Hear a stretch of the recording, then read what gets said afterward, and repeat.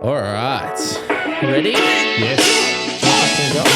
Oh, Budgie Smugglers, we are back. What's going on, smugglers? Jeremy Dooley, comedian, joined by Stephen Bradshaw, also comedian. Also comedian. It's on the bio of my social medias. Also comedian, sticking to the things that we sort of know. What's the line? Stick to the very little you know. Do, yeah, sticking to the very little we know. What's been happening, Jules? How's your last week been? The week's been good. I want to quite a lot of controversy, which we'll get to in the comments, sort of around some of the food things that I said. Have people been bringing it? People in the real world, world I've had one of those weeks as well. Had a lot to say about especially some of my food things. So there's a lot of comments there, but thank you for your love and support. It's been a good week. Hopefully no one in your life, and we'll get to it in a bit, but hopefully no one in your life has been calling them potato scallops. No. Okay, and to be fair as well. Because I think you're a good judge of character. I wouldn't imagine you have people like that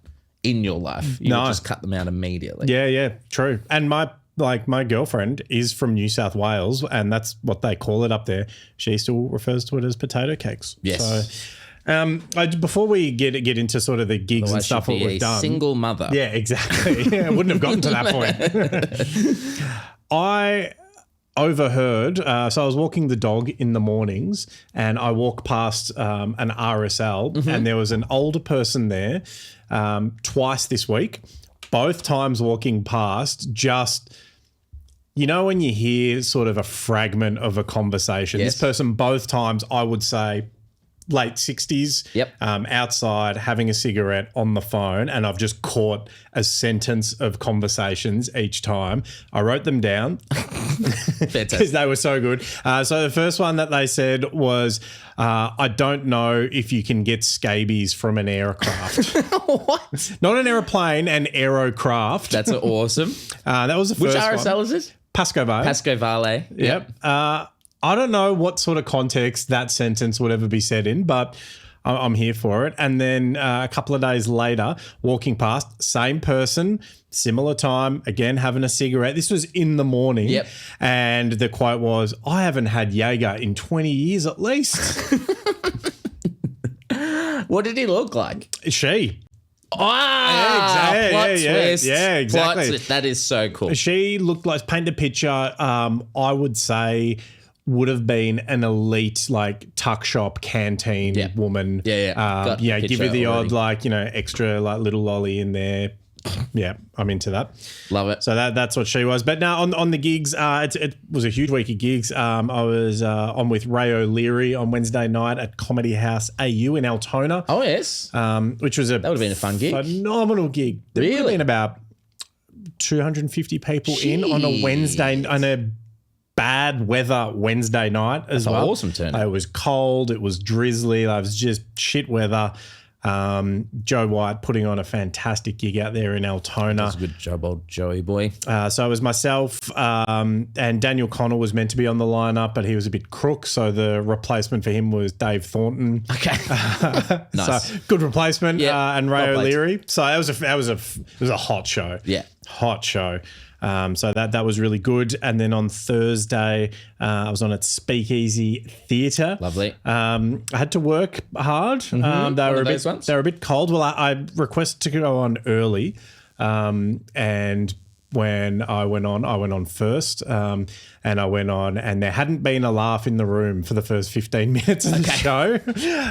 Thankfully, there were laughs in the room during my 10 minutes, and more probably than I was anticipating before walking up to the stage. So that was really good. And then I flicked over to Comedy Republic upstairs in the main room there, and that was a great show as well. It was, again, hot lineup, Simon Taylor emceeing, real mixed bag audience. So there were people like early 20s to, I would say, mid 70s in there. Interesting. So it's quite weird because, you know, what's someone of 77 years of age not going to necessarily find the same things as someone 22 years of age, so find them funny, but they were a great crowd. Really good. Was into it. and then was out at Roxburgh Park Football Club, the Magpies. Got the Magpies. Down for it, you stay back and do a little acey-doocy with the boys? No, I didn't. We had a bit of a chat. Some of the boys grabbed some lasagna. They had a big spread of food on. It was good. I remember that was one of the best spreads I got all of last year. Yeah, it was a good spread. So well done to Tom and Audrey for organising the annual Night of Laughs. Hot show. It's always a fun show. It's always a different show as well. It's not like your regular comedy show. One of their guys, Scott Pointer, apparently he's a 18-year-old just sort of making his way at the football club. And when they announced like the night and they were going to do this, he said if they can sell 50 tickets by a certain date, that he'll do 5 minutes of comedy on the show. And he got up and he did 5 minutes. He spoke into a microphone for 5 minutes. So that was interesting. And did he get the sympathy, the pat on the back kind of laughs, or was it? He did. Look, he basically get heckled. He tried to roast people for 5 minutes, and it was hit and miss. An 18-year-old as well. All that confidence and just a lot of misplaced confidence. Woo. So he did well. And Gary Johal, Matt O'Neill, Evan Hocking, great lineup. Super, super strong lineup. So thank you once again to the Roxburgh Park Magpies for having me out to run the annual Night of Laughs. How are the Maggies travelling this year? They were hot last year when I got there. They are not. They were at 0-8. 0-8. Which is not good. They'd lost by a goal that day. I think all the teams, 18s, reserves and ones had all had a loss. Oh, no. So not good. Not good, but onwards and upwards. Lucky, and so you could probably speak to this more, but I think pretty much every footy gig I've done, it's been on the back of the win. So it's high spirits, everyone's having a good time. Do you find it a more difficult gig going on after a loss? It can be, depending on the time of the gig. Yeah, okay. Okay, if it's close to the game finishing, it can be. But this was far enough after the game. And look, they were in good spirits. I certainly, some of the boys, you're a little bit lippy at a footy club gig sometimes. They've had a bit to drink. I've been going there for quite a few years. So there's that bit of familiarity there where they feel like they can talk to me when I have the microphone. Yep. And I just let them know that, there was only one winner in the room, and it was the person on stage. It wasn't you losers. How was your week? Good. Mine was pretty chill, I'm going to be honest with you, Dools, which is good because I've got a very busy week this week. But it's that time of year, winter, the rain started coming through, and a couple of gigs I was booked on cancelled. Which is a shame because I'm working on new material. And then, so I went back to my old stomping grounds, Comedy in the Cellar on Friday night. Whoa. Yeah, it's good, man. Decent. I had a full house. I was on first and it was full, so I cannot complain. Had a good time. Great. Did my new shit. Some of it was all right. Some of it wasn't. And that's what the doctor ordered, I guess. Huge. Yeah. That's fair. It's been consistently going pretty good for about 9 months now. Cool. Yeah. Well, there you go. Last time I was there, I remember I had just had my COVID vaccine and I was not well. So it was that long ago. I remember getting off stage and I think it was Jared Goundry looked at me and he's like, "You look terrible. You should probably go home." And then I had to have the next day off work when I still had a job. I was like, "Well, this is not good." But then one time I was doing another gig in St Kilda and I thought, I'll just drop past and, pop my head in, not to go on, just to, bit of hang, see who's there.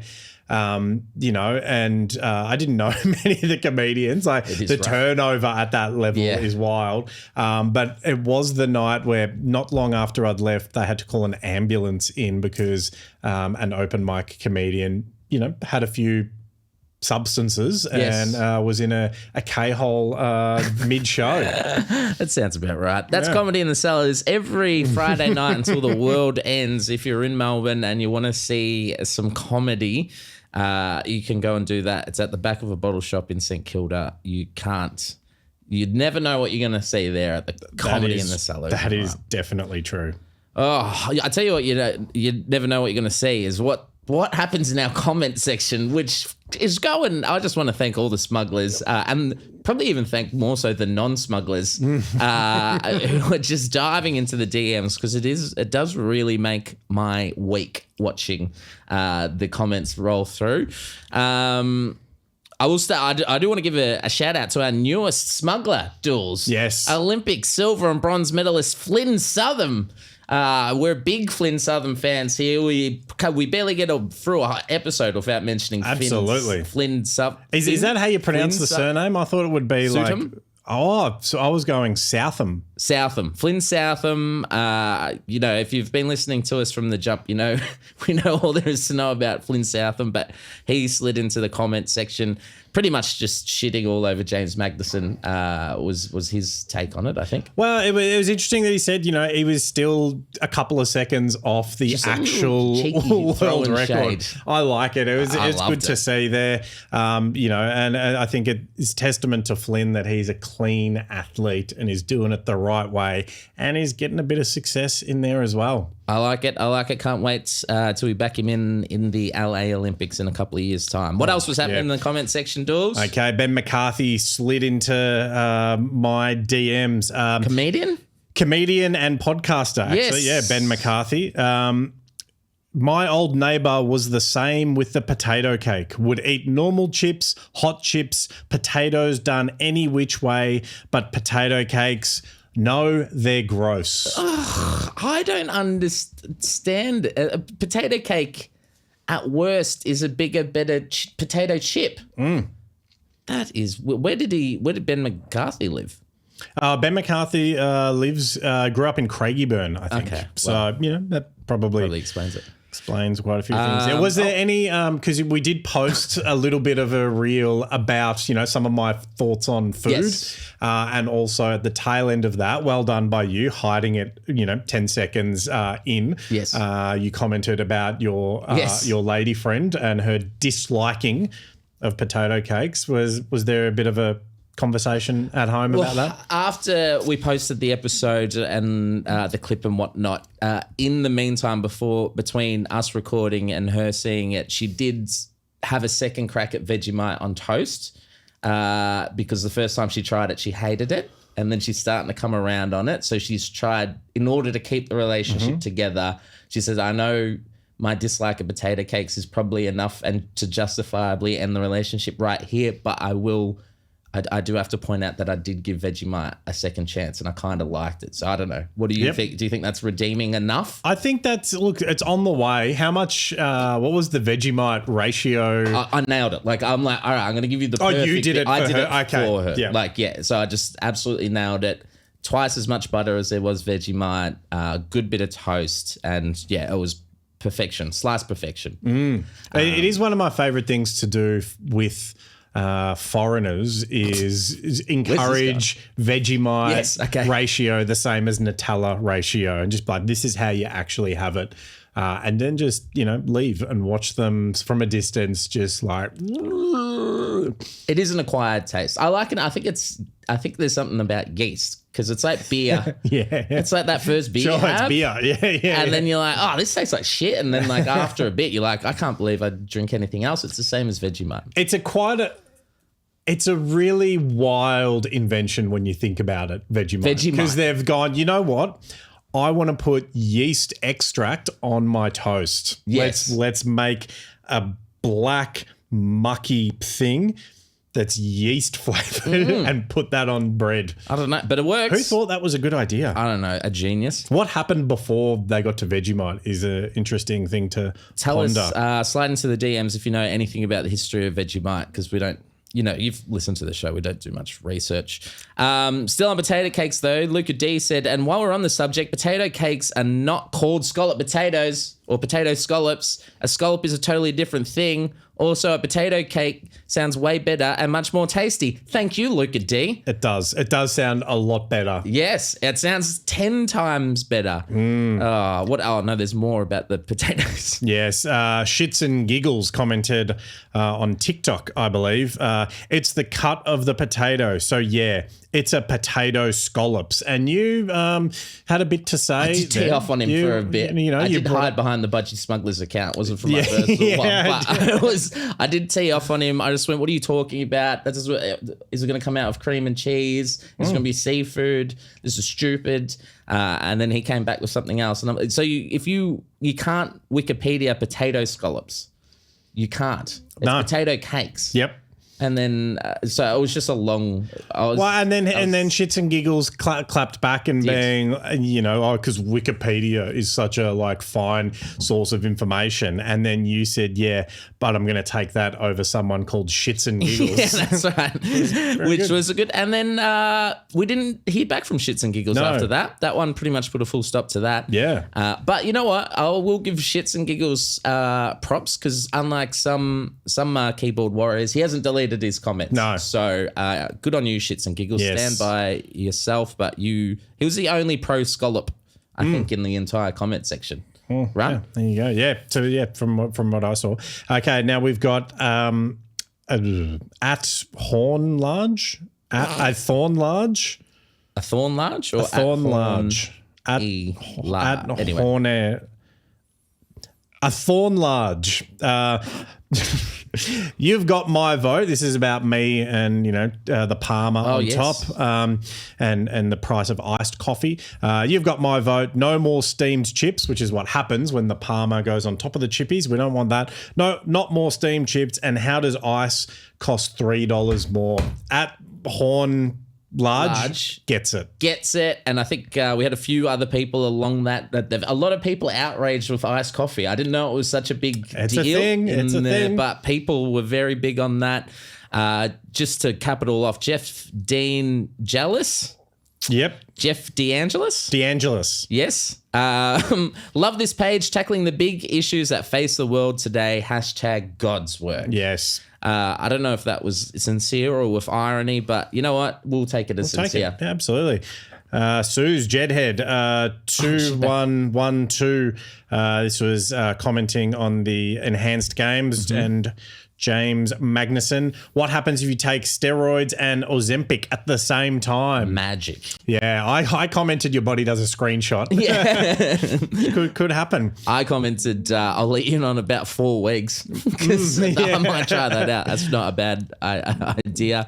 The enhanced games, that got a lot of feedback and a lot of views about a lot of people interested in this. Samuel Hall said enhanced games haven't started yet. What his name is. Okay, Samuel Hall. I wasn't sure if it was Samuel Hall or Sam Mulhall. It could be Sam Mulhall. Okay. Either way, Sam, enhanced games haven't started yet. Whatever, mate. What was Magnuson doing then? Fact checking. Yeah. Huge priced money for breaking world records, though. We did mention that. Dools should entice in some current pro recently retired ? Why are you asking us the question? Who doesn't want to see someone sprint 100 meters in 8 seconds flat and long jump into the end terrace? That's amazing. Yeah, totally. Amazing. Thank you, Sam. I agree. What Olympic sport would you want to see? On enhanced games? Yeah. I think, that is a good one. I do think it's high jump. I don't know how steroids really work, but just seeing people jump 1 meter higher would be amazing. What about you? Yeah, I like the long jump one. I think that would be cool. The sprinting, obviously, anything sprinting would be good. I'd like to see some of those team sports. Imagine what they could do in synchronized swimming if they were juiced to throwing people up out of the water. Then they're doing all these things. Then they're catching people. That would be quite impressive. Yeah, that's a good one. What else would be good? Javelin. Just hitting people in the crowd. That'd be dope. Or like a discus, just someone throwing a discus goes out of the stadium and goes through a Ford Fiesta window. Oh, there's I'm just typing in summer Olympic sports here. There's quite a lot of fencing. Just someone just goes straight through someone. Gymnastics would be pretty wild if they were juiced up. They'd be doing some real Marvel superhero sort of shit stuff there. I like that. Trampoline, is that still in the Olympics? Yeah, I think so. There's actually not a lot of sports here. Wrestling, that make it like professional wrestling. That'd be cool. That'd be cool. All right. KJ Kit Kat. Oh, you weren't. Yeah. Didn't really. You missed the point, I think, here. I'm a Spurs fan. Winning Europa is not, in capital letters, like winning an AFL grand final. It's like winning the Pacific Championship in the NRL. Nobody cares. Well, got that right. Europa only matters because you go into Champions League. I love that we won some silverware, but it isn't the same comparison. And I think, KJ Kit Kat, you missed the point completely behind what we were saying. It was the efforts of an Australian coach to go to the Premier League, to coach a team, to win something in Europe. It was about the coach's journey, not about Spurs, who, from all recent reports coming out, are going to give Ange the flick anyway. That's hot off the presses, it sounds like. Yep. And so expect a big player revolt, because apparently the Spurs chairman wanted to do that in January, and all of the key players said, if you do that, we walk. And now they've won something. Yes. Spurs doing Spurs. Spurs be Spurs, and I've learned a lot about Spurs this year. Yeah, well, KJ Kit Kat, I think you should, really hold on to that Europa, because you're not going to win anything for a long time. I'll be honest, when I read this comment and said, I'm a Spurs fan, I'm like, I don't remember doing a post about San Antonio. So that's how little I know about the subject. Or cowboy boots, the thing in the end. It's a weird thing to call. Maybe that's another top 5. We should, worst nicknames when you actually think about it. What's a 76? Yeah, or the 49ers. The 49ers, yeah. Anyway, hey, Dools, I got something exciting. Yep. We have our first ever listener question. Voice recorded. Question. We got a lot of comments. Yes, but this is someone sent in. We got a listener from Country Victoria, Josh Liston. He's sent in a question that he wants us to answer if you want to give it a listen. Yep. All right, let's go. In your opinion... I just cut him off. Hey, legends, Josh Liston here. I was wondering, guys, in your opinion, which elite athlete just tries way too hard to act like a regular person? Given it's French Open season for me, it's Yannick Sinner. Top tennis player in the world at the moment, but he dresses like a high school rugby player that got lost on a trip away. And whenever he's doing an interview, just watch him. He acts like regular Joe, like he's just politely asking for directions back to the bus. It's bloody awful. Anyways, loving the pod, fellas. Keep smuggling. Oh, we'll keep smuggling, all right. Thank you, Josh. Thank you, Josh. What do you think, Dools? He reckons it's Sinner, who is the most sporty person that pretends like a normal, regular Joe, I believe was the crux of the question. Yes.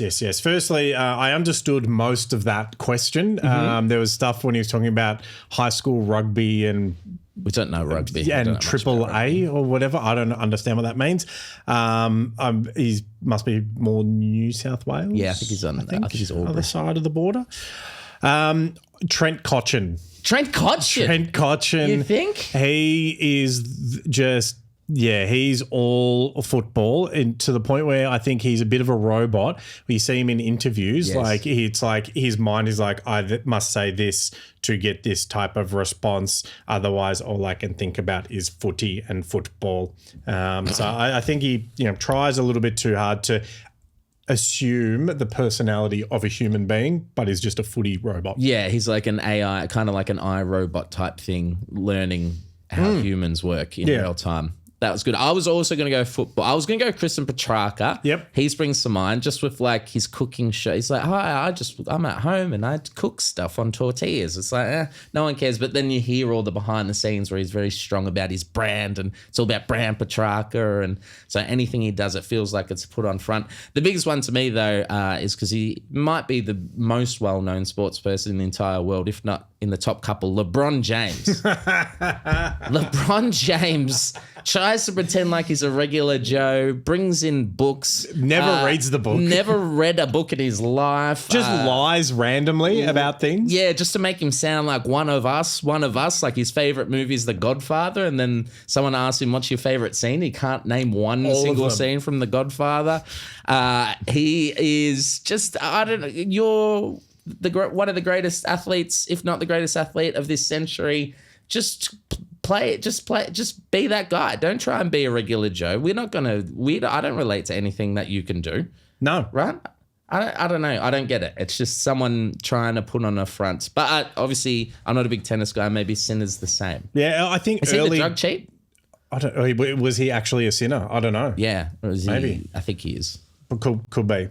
Early John Jones as well was famous for being just like full of shit. And eventually the facade broke and he's this, he sort of hits on women and lots of drug charges and all that sort of stuff. At the start of his career, it was like, mate, we know you're not thinking all these things, just like, glory to God and I love the fans, I love you so much. And I remember one of his early fights, his coach was like, okay, now go and speak on the mic and try and like get yourself some fans, because he's much more hood than what he lets on. Yeah, totally. On the flip side, the most normal guy that's an athlete, I would have to say, because it just sprung to mind, you saying that, would be JDM. Jack Della Maddalena just seems like the most normal guy that happens to knock people out for millions of dollars. Yeah, I reckon you could see him at Bunnings buying a Sosso. Oh, he would for sure. Yeah. After ripping 7 bongs in the morning. Like a white bong. T-shirt, board shorts, Havianas, white sunglasses, sausage and bread. Amazing. Only tomato sauce for him. 100%. All right, it's been a lot happening. Jeez, we've got a lot to get through today, Dools.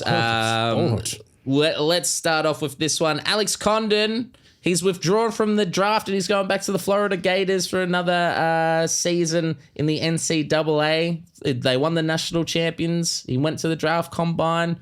And then he's decided to go back to college. What do you reckon? Surprising, because there was a lot of talk that he had like first round guarantees, and obviously, maybe he didn't, and thought better have served, another year of conditioning, another year of seasoning, learning the game, coming to the game late from being a junior footballer. I think it's probably a smart move for the long term of his career. In the short term, probably cost himself a little bit of money. Yeah. Those NBA dollary-doos. Well, it didn't look like he'd go past early second round predictions. Everyone had him in the top 40. So maybe he thinks he can get himself in that lottery and get that extra boost. I think he can go first round. He's got toughness in a way that most international athletes don't have, most American athletes, because he came from footy. He's used to hitting bodies, let the bodies hit the floor, Alex Condon. So, good on him. Good move. All right, we back him in and to get into the lottery for next year's draft. Speaking about the draft, I just wanted to give a shout out to a TikTok page, Ballers from Down Under. This guy does a lot of prospecting about Australian athletes, particularly in the NBA. Yeah, he's very, very good. So if you want to know, there's 6 Aussies that went to the draft combine, and Ballers from Down Under does a much better job than we do of breaking that down. It's very long. He goes in depth on each and every one, how they tested, what their results were. And I guess just with the nature of our podcast, talking about Aussie athletes, talking about Aussie sports, I think we should shout out pages like that do a lot of the work for us. Yeah. And we still balls up what we're talking about. I mean, we skim around the surface. He goes ballers deep. He is ballers deep. Tell you what, we've got an all Aussie NBA finals. Oh, about time. 2 of the absolute superstars of the NBA this season. Household names. Big dogs. Of course, we're talking about Johnny Furphy and a guy who I knew existed a week ago, Alex Ducas. Alex Ducas, that's right. The NBA finals start on Friday, and it's just littered with Aussie superstar talent.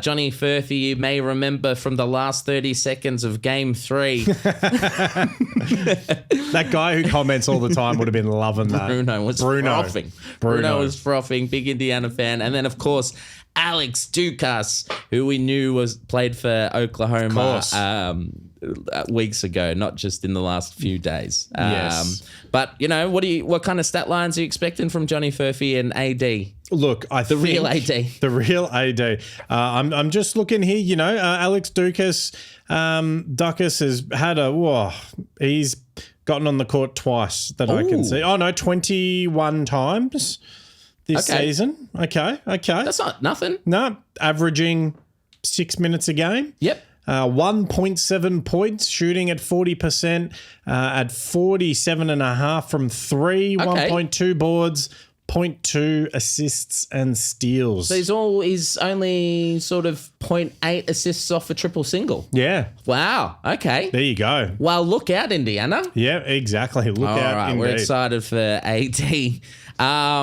This is very exciting. Big news every time it happens all the year. It's time for the Jeremy Dooley NRL State of Origin review. Oh, definitely. Has it happened? Yes, last week. All right, definitely one of the teams won, and it was one thing I do love about Origin is how dumb the promotion of it, because it's always like Origin is here, Origin, mates, Origin, New South Wales, Origin, Queensland, Origin, State, Origin. Every year, it's like, they just let the game go. I don't know who won, who cares? Not me. I tell you what I did care about. Bronson Reed. Of course. Bronson Reed? Is he related to Action Bronson? He might be, but I doubt it, because he is a Polynesian fella from Adelaide in the WWE. Jonah Rock. Rock. Yes, Jonah Rock. You know Jonah Rock. So he has joined Seth Rollins, Paul Heyman, and Bron Breaker's little wrestling faction. It was big news, but having another Aussie in the WWE spotlight doesn't hurt at all in the main event scene with our girl Rhea Ripley. Do the little group have a name? I don't think so. The Haymakers. Ooh. It's Paul Heyman. Haymakers. Haymakers, Breaker, Rollins, Roll Breakers. The rule breakers with a Z at the end. We'll have to come up with something. Yeah, but just thought I'd mention that.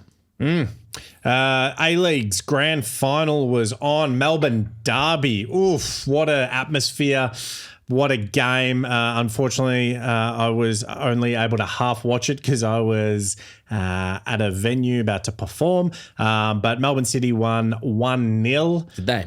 And it was very tight contest, very physical contest. A lot of, controversy around sort of some of the umpire or referee decisions. Was there a handball that should have gone Victory's way? They let things go a little bit. Victory didn't have Nishan Velupillay, one of their key sort of attacking players.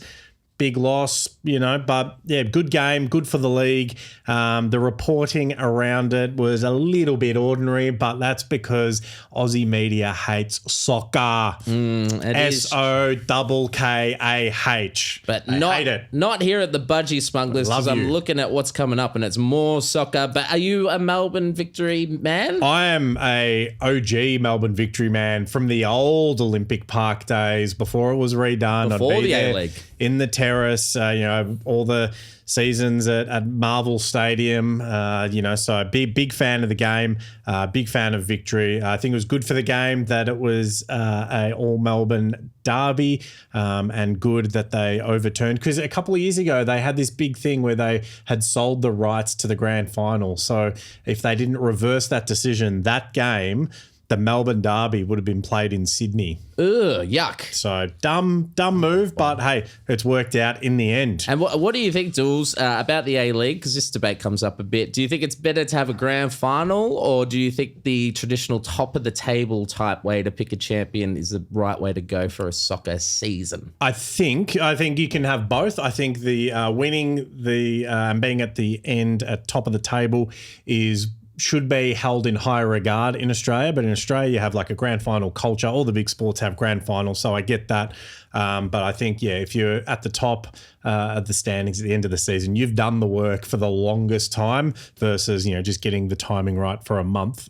So I think that should be held in a bit higher regard, but Is it held in any regard? Not really, okay. No. And I love that the grand final trophy looks like a toilet seat. I think what is up with that? That's good. I do hope someone has used it as a toilet seat. 100%. That would be fantastic. Also in the world game, the Matildas 2-0 wins over Argentina in Melbourne. Kahli Johnson on debut scoring. Bloody week in Melbourne soccer. It was huge. Yeah, great game. I caught sort of the second half of it, and very impressed with Claire Wheeler. I think is her name. We'll go with that. Claire Wheeler. Yeah, got that right. Wheeling Foot skills, baby. Foot skills were fantastic. Step overs, drag backs, looking really good. Matildas, slowly regenerating. So that was good there. And the news that's just been revealed is Joe Montemurro being their new manager. Oh, Joey M. What are your thoughts on Joey M? Tell the listeners about Joe M. He's coached both Melbourne teams. Controversial. Oh, really? Very controversial to Melbourne, have done the men's City, or the ladies? The women's teams. Yeah. Victory and City. He coached Arsenal, Juventus. And coached some big names. Some real big names. Very, very well credentialed. Was probably one of the best coaches in the women's game globally. So that is a huge. Why did it take 10 months to give him the gig then? I reckon because he probably needed to be convinced. It's very different coaching clubland where you're with your players every week. You're always working with them. You can actually coach, whereas in the national level, you don't get as much time with them. So you can't go as hands-on and as detailed. So it's a very, very different game. Okay. Interesting. So you'd rather coach a club than a country? I reckon the sort of the national pride is there, but it's for actual coaching and getting in the weeds and Where's doing things. Where's he from, Joey M? Is he from Melbourne? I don't know. Interesting. Also, the Socceroos squad was announced, Dools. I know this is a bugbearer of yours. I don't know much about it other than it's a complete shit show. Can you tell me and the listeners what's going on there with Tony P? So, Popper plays favourites, as is very well known now from a lot of his squad selections. There are some young players in the A-Leagues who have been tearing it up, leading the league in goals, lots of assists, getting overseas moves, playing overseas as well. There's two players in particular, Ballard and Triantis, who tearing it up overseas, not getting a look in, but old guys like Caceres, Mitchell Duke, and the like are getting spots.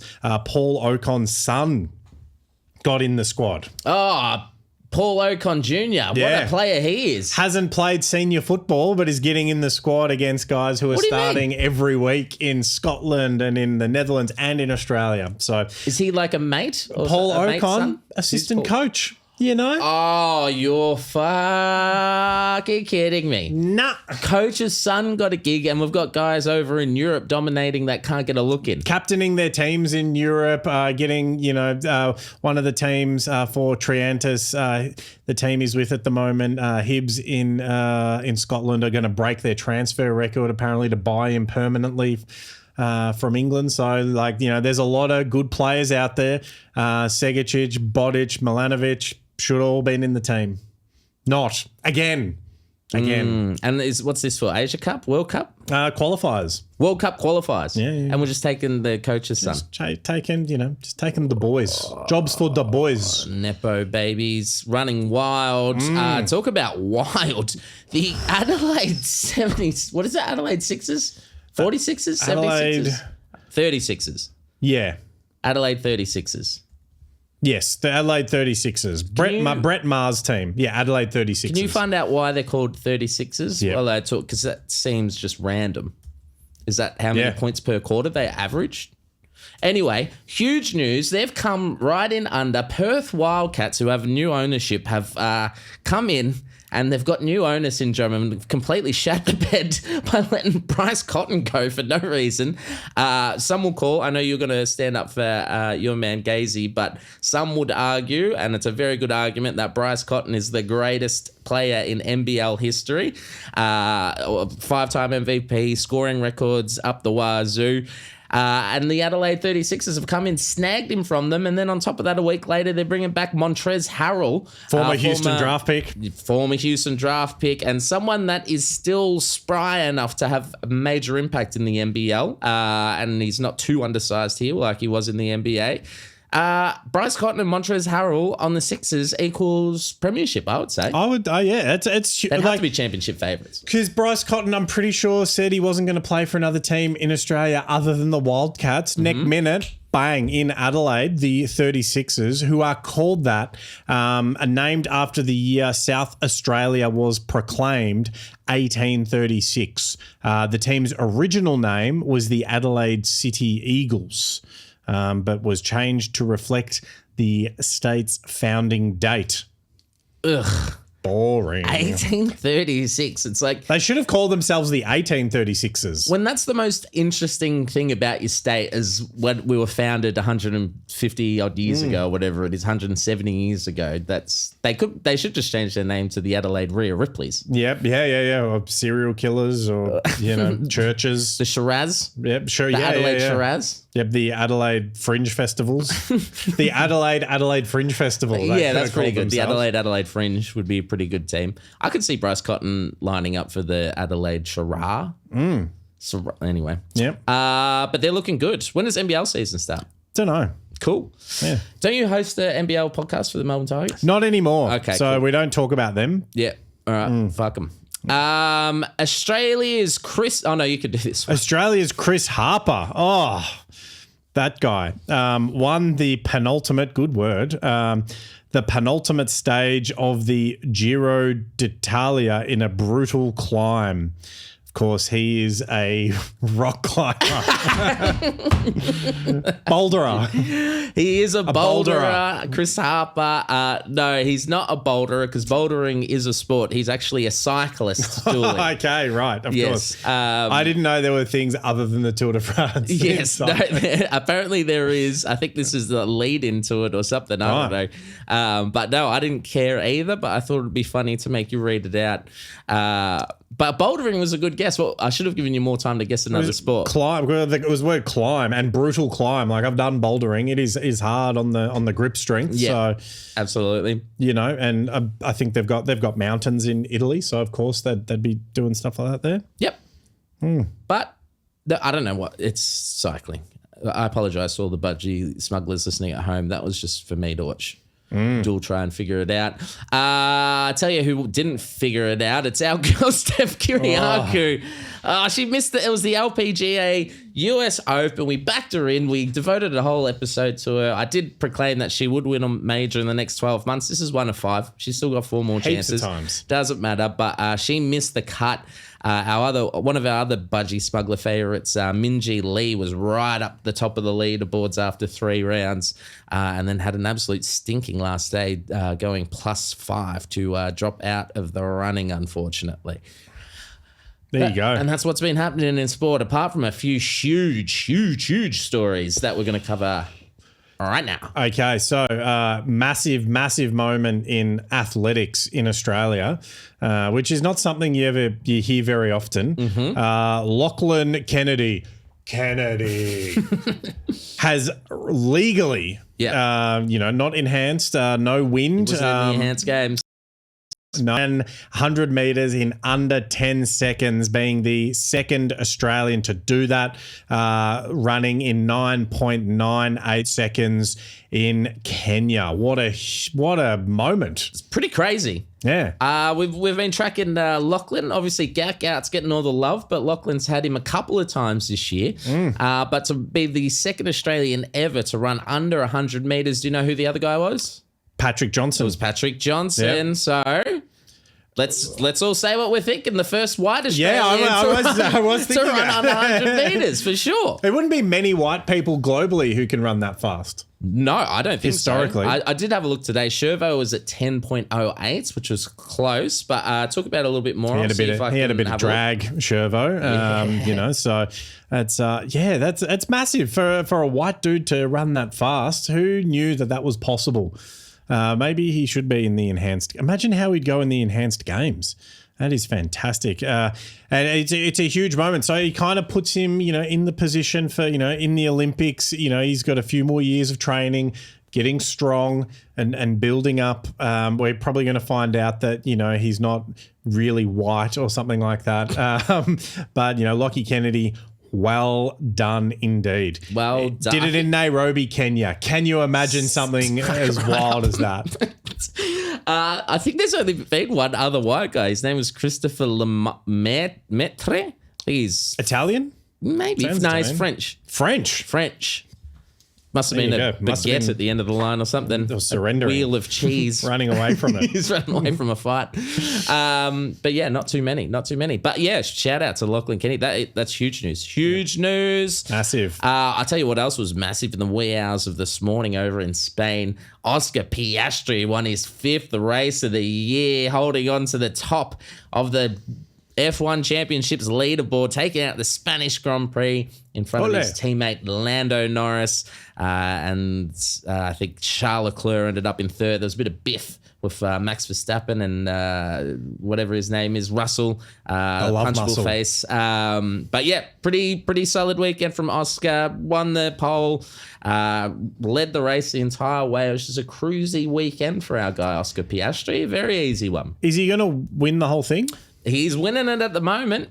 He hasn't put too much of a foot wrong this season. Obviously, it's quite tight. It's pretty much him and Lando. After a 10-second penalty, Max Verstappen dropped down to 10th, which kind of puts in a bit more of a gap between him and the 2 McLaren drivers. So it's going to be a very, very interesting season. Lando was turning form, but Oscar just did enough to pretty much run the show in Spain this weekend. He's your boy. He's doing well. He's doing very, very well. Very excited. In other news, I think he came in like 18th or so, Franco Colapinto. So he's doing worse than Jack doing. Bring him back. What we want to see. Bring him back. Bring back Outback Jack. Bring back Outback Jack. I don't know if he's from the Outback. He might be. Have you been following this? The French Open's on at the moment. We had, I think we had tennis? nearly... Yeah, that's tennis. Yep. I think we had nearly 10 Aussies in this, and we got one left. Just quickly, I'll go through the men's. Okay. Jordan Thompson, Alexander Vukic, James Duckworth, and Chris O'Connell all got asked in the first round. Adam Walton also left in the second round. Here we go, your guy. Alex the Demon Demonor lost to 62nd ranked Kazakhstanian Alexander Bublik in the second round. Bublik. What were your thoughts on you? Not a fan of the Demon? Nah, overrated. But he would have done well cash wise. Like that's a big chunk of change. Like I just looked up then, prize money for first round losers is about 69,000 euro. Ooh, what's that? Is that triple? That's a lot in Australian dollars. So it's like 150. You could buy like a house in Australia. Definitely could. Small house, but you could. Best and probably our new favourite because he's starting to make a run at it. Alexei Poprin made it to the 4th round before getting knocked out as well. So is he your favourite Aussie tennis player? I was going to say my favourite Russian, but yeah, Aussie. Yeah, no, I've got a much more favourite Aussie Russian in the women's. If you want to talk through those. Okay, first round exit. Good name here, Maya Joint. It sounds like an Italian going to the physiotherapist. Maya Joint. Kim Birrell. Yep. Kim Birrell. No, that's a good name to say quickly. Kim Birrell. It's a good name. Olivia Gadecki and Daria Seville. That's 2 names that don't go together. No. But they all lost in the first round, and in the second round... Did the women get paid the same as the men does? Don't know. You don't want to look that up? Yeah, I just typed in first round. I hope so. Yeah, they're doing the same They're amount doing of the work. same job. Doing the same job there. And second round was... Ajla Tomjelanovich. Yep. I'll pay that. Yeah. I'll pay that. Of course, now leaving the 17th seed. That's pretty good. Daria Kastatikinka is versing the 6th seed from Russia. Mira, got that one. Andreeva, that's an easy one, in the 4th round. In the 4th round tonight, of course, the Aussie favourite, Daria Kastinknika. She's as Aussie as 4 and 20 pies and Kyrie Irving, apparently a Russian defector. Oh, defector. We love a defector. Yes. We need a top 5 top 5 defectors. Yeah, we'll do that next week. We'll do that next week. I don't want to spoil it, but my favourite ever was Hector Lombard. Oh, yeah. Spent a lot of time in the northern suburbs. Costa Zoo, was he a defector? Hector? Yeah, I think so. Or maybe I don't want to ruin it. Yeah, don't know. I don't want to ruin it, but I'm gonna jot that down. Because you can also, we'll leave that for next week. I'm going to take the term defector very loosely. Okay, great. I tell you who we don't like.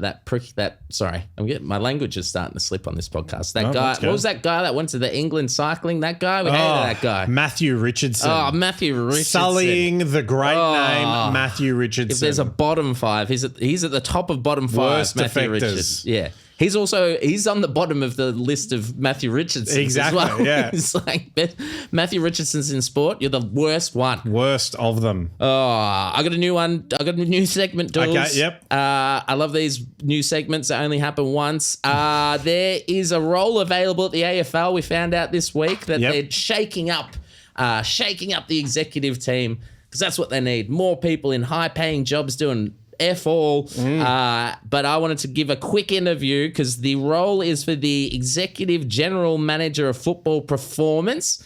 So you'll be looking after the MRO, umpiring, player movement, anything football related. Laura Kane's going to handle. I actually don't know what she does anymore. But got 2 first names though. Yes, Laura Kane. She'll be doing like scheduling and that kind of thing. So let's start. You're the new AGM of Football Performance. Well, actually, let's start. Could you give me your strengths and weaknesses, please? I am a fan of the game. That is my biggest strength. Yes. I have worked at many clubs, also a big strength, and I'm just good vibes. Good vibes? That's your strengths. What about weaknesses? Weaknesses, a little too focused on the vibes. Okay. Apparently, they can get distracted a little bit.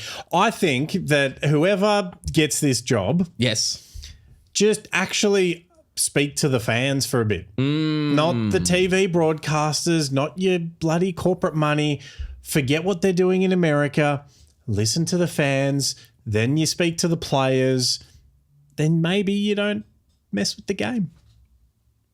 Seems like a pretty easy job to What would be the first change you would make or not make? As the AGM of football? Yeah. I would bring in the mid-season trade. I would make bidding on academy and father sons, instead of it being a 25% discount, a 25% loading. Oh. That way it's not as easy. So I think my thoughts are around player movement. And then around umpiring, I'd give the 4th umpire the arse, and I would make umpires full-time so that they can do their job properly instead of doing 60 hours of work a week, then flying up to Darwin and just, I'm not going to use the words I used yesterday while I was watching Saints Melbourne, but being absolutely terrible at umpiring. Pay them. They don't have to, it's a full-time job. They need there's so many hundreds of millions of dollars a year spent on broadcasting this game, and it's sometimes unwatchable. Yep. So I'd do things a little bit differently. First thing I did, I just listed 12 things. No, that's good. So with player movement, I would keep the discount for father sons. I think that's I think that's a good legacy of the game and keeping players there. For the academies, though, I'd say that it's a sliding scale. So for every academy player you want to sign, having worked in the game, I do see the work that the clubs put into like young players, to do that from quite a young age. But the more players you want to sign, the more expensive it gets. Okay, I like that. So to clarify, I love the father-son rule, and I think the players we're seeing coming out of those northern academies, they wouldn't be there without the academies. So I think it's getting a bit crazy when you're seeing like the Ashcrofts going to premiers for nothing, or Dacos slipping through to pick 4, and then Collingwood ostensibly giving a sort of a pick in the teens to get the best player in the game. So just equaling it up a bit. You can still accumulate those points however you want, but just to pay a fair price. But I don't want any father-sons to not go to their club because of, some reason. I do like your umpire thing. The umpires work so hard. They're so fit, the umpires. Yes. The amount of running that they have to do during the week just to be fit enough to run out a game. I'd definitely get rid of the video umpire. Just let the umpires be human, especially the goal umpires. They don't have a lot to do. Just let them do their job. Get out of the way. And the AFL's so big on let's try and speed up the game, but also let's try and slow down the game. Pick one and then just stick to that. Yep.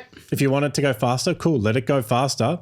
But if you want it to slow down, cool, remove all the things that you're trying to do to make it go faster. Pick one, stick with it. Don't try and do both because it ends up clashing with each other. 100%. I'd also, what would you do with these bye rounds? Duels? Keep it as is, ditch them. I would ditch them. It's going to come in anyway, though, when the Tassie team eventually comes in because there's going to be an uneven amount of teams. So, it'll just happen then naturally. Yep. I'd like to see a bit more pumped into the second tier competition. AFL hoards a lot of money, and local football and community football is struggling across the country. AFL bigwigs, they don't need more people on the executive. They need to remember that, this is a game that serves the people. And actually, they're a not-for-profit. Who? AFL. Yeah, that makes sense. Sure. Yeah. All right. But I like the idea of scrapping it. I think it was Tony Shaw I heard on the radio talking about you have every team gets 1 week off and they make it a community round where all the players go back to their clubs, get everyone out, support local footy for that very reason. Australia doesn't have a collegiate system like the US where they can farm and there's big money involved in their sort of what we would consider our under 18s or our community kind of groups. So I think we need to be pumping back into them because I know places like basketball and soccer and even MMA to a certain extent, a lot of young'uns getting into BJJ and that kind of thing. You're just we're losing out on potential athletes. And what I would do, the game can't survive if we don't have those teams underneath producing junior talent. Absolutely agree. Having worked, if I put my serious hat on, having worked in the under 18s competition for a good few seasons, I think I did the numbers the other week, and it was over 30 players that I coached who got drafted into the AFL. Many in the first round. I would get rid of the private school football system because it's becoming a game for the elites. Yes, I agree. And so a lot of these players are getting sort of we'll give you a scholarship. We'll give you a scholarship. Oh, yeah. And it's becoming more about that and what school you went to versus sort of that community aspect and actually being good at football. It's a lot about I went to this school. The recruiter went to this school, is friends with this agent. So they're taking the bad things from the American system and I think, spending more money and letting the players actually develop in their community is better for the game at all levels. You're going to have more rounded people, not just entitled rich kids. All right, I'm clipping that up. That's not going to be a funny or a very majorly viewed clip, but it's probably the most poignant point we've ever made in our sort of 20 or so weeks on the air. I love that, Duels. Well, that's it. You got a list for us? I've got a list. All right. So I'm big watcher of sports, big consumer of sports on TV, going to things and seeing different things. And I noticed in America, popcorn at sport is a huge thing, which is just... Yep. I'm not into that. So I've got a list of my top 5 Aussie sport foods. Top 5 Aussie sports foods. All right, I have an absolute favourite that if it's not on this list, we riot, but I'd imagine it'll be on there. Okay, I've got honourable mentions here. Okay. Honourable mentions, because, thinking AFL, some of our sports, winter sports here, and I have seen people take a thermos with, a cup of soup. That's good when it's cold. We dig that. We love that. A hot soup, that's good. The food at the footy is so expensive. And is bougie as hell these days. You're getting pulled pork burgers with slaw and prawn sandwiches and lobster rolls and just weird, just stuff that should stay in America. Or in the box. You can have that stuff in the box. I don't want it at the bar. No, I don't want a lobster roll when I'm sitting in the outer, you know? Like, exactly. that's not cool. So taking your sangers from home, we love that.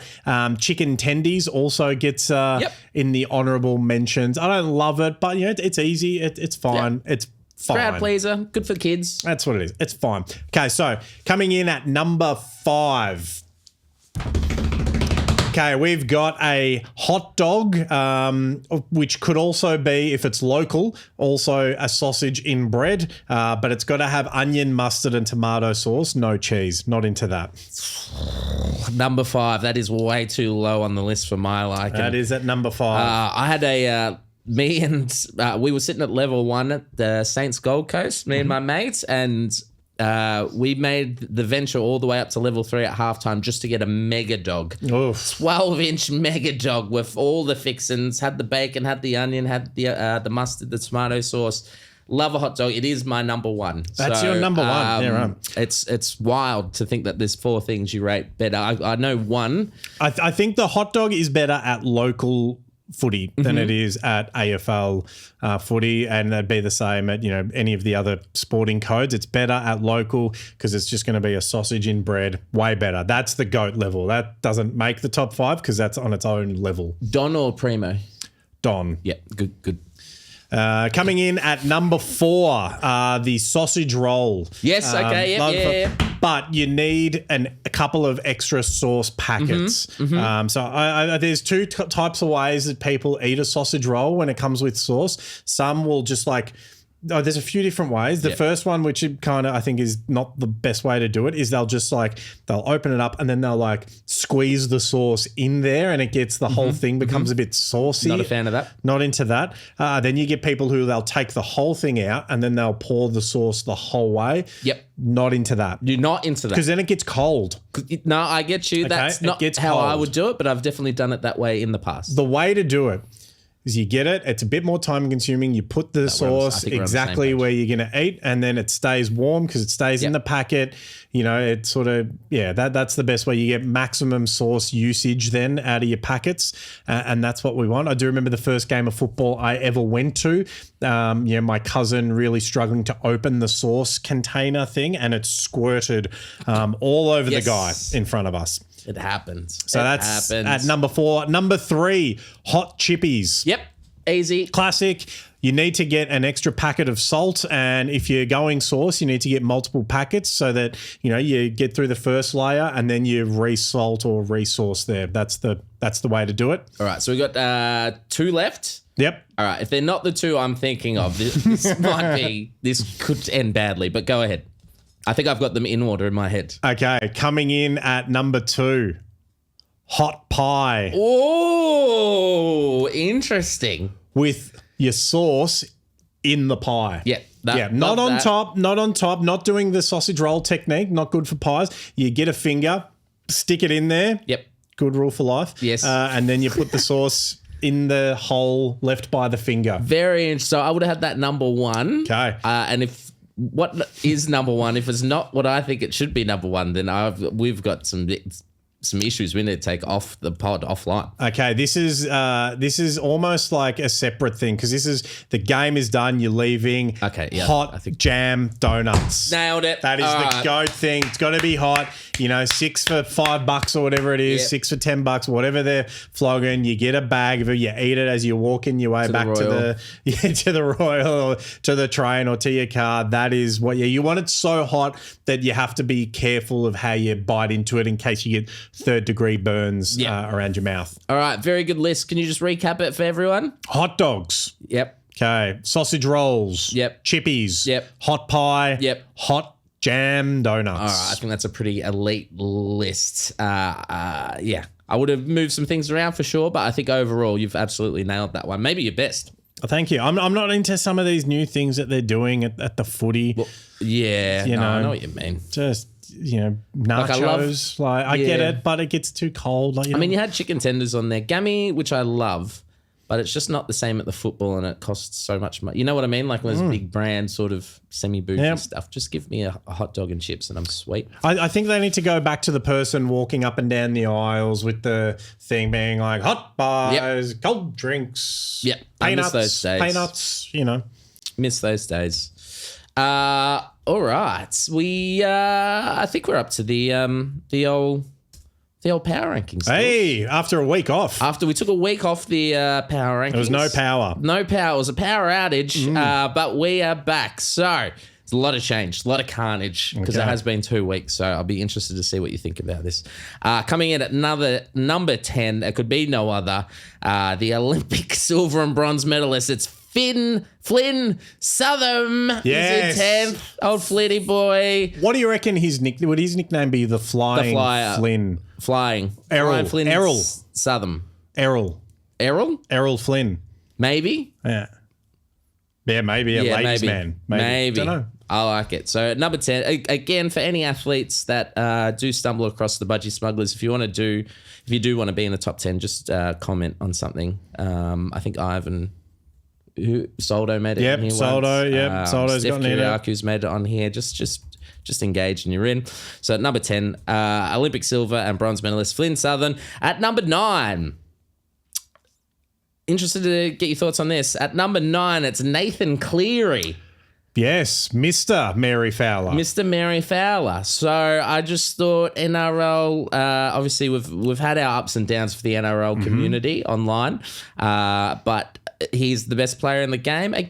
His team did win the State of Origin, although he wasn't. Penrith won the State of Origin. Penrith won the State of Origin. So Nathan Cleary comes in at 9th as the best rugby player or league player, I guess, because league's different to rugby. Yep, we've heard. According to our comment section. In number 8, Kahli Johnson for a goal on debut for the Matildas. She did great. At number 7 for just bombing in to the main event scene on Raw, it's Bronson Reed. Jonah Rock comes in at number 7. Not Jonah Hill. Jonah Rock, number 7 on our power rankings at numbers. He does look like a bit of a Polynesian Jonah Hill. He does. Don't you think? Yeah. Jonah Rock. At number 6, of course, it's our favourite. As Aussie as hot jam donuts after the footy, it's Daria Kasatinkania. Yes, Daria Kasatkina. Yep, that one. We love Daria K.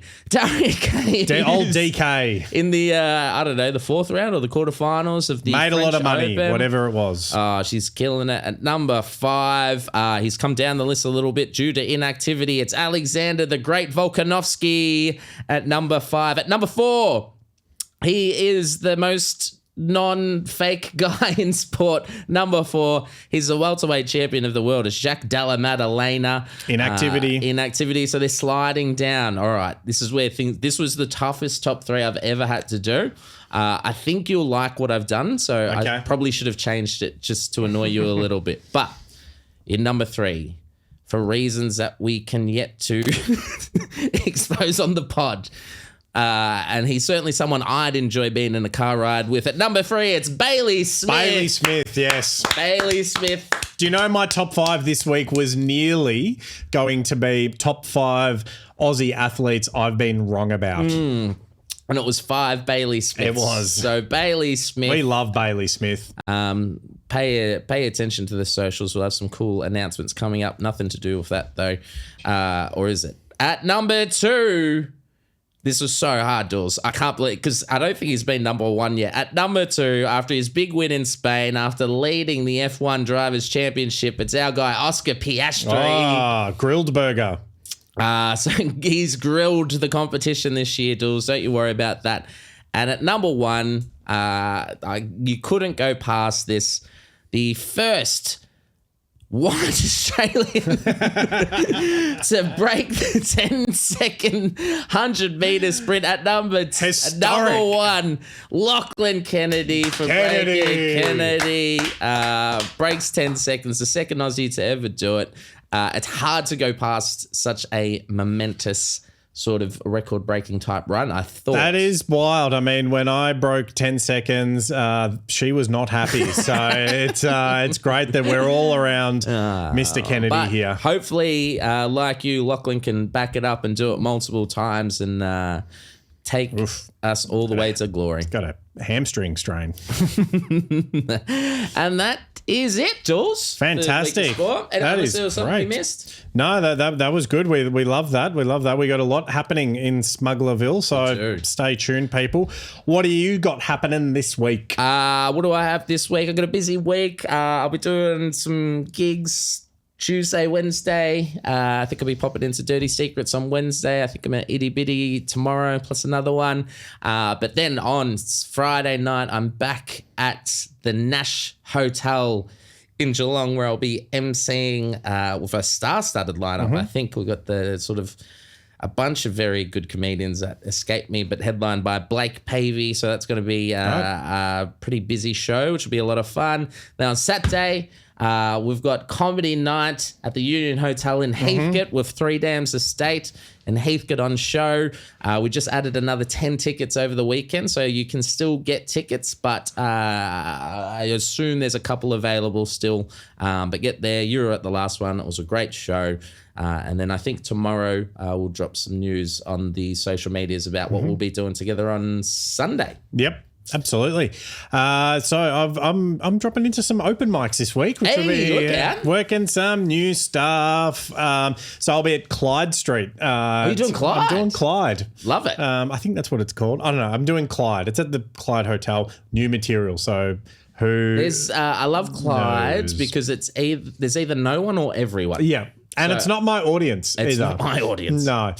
I think last time I walked out of a Clyde spot, someone asked me, how'd it go? I was like, some of the new stuff worked, some of it didn't. And then 15 people, as soon as I finished that sentence, 15 people walked out right behind me. It was like sick. Just walking them all. Sick. There's a lot of R.M. Williams checkered shirts from kids who are living on campus at Melbourne Uni in that audience. Yeah. But the good thing is anytime you're struggling, you just call one of the guys in the front row a virgin. Everyone laughs and you move on. Yeah.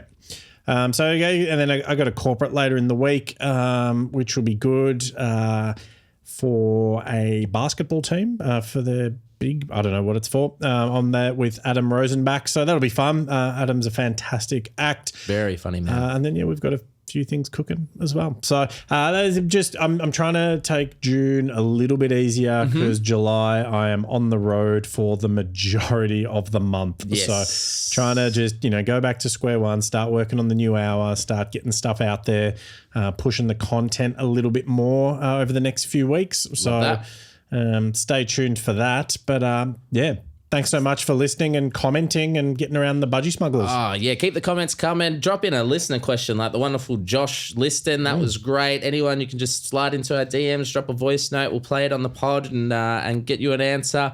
But we will run this all back again next Monday. See ya. Cheers.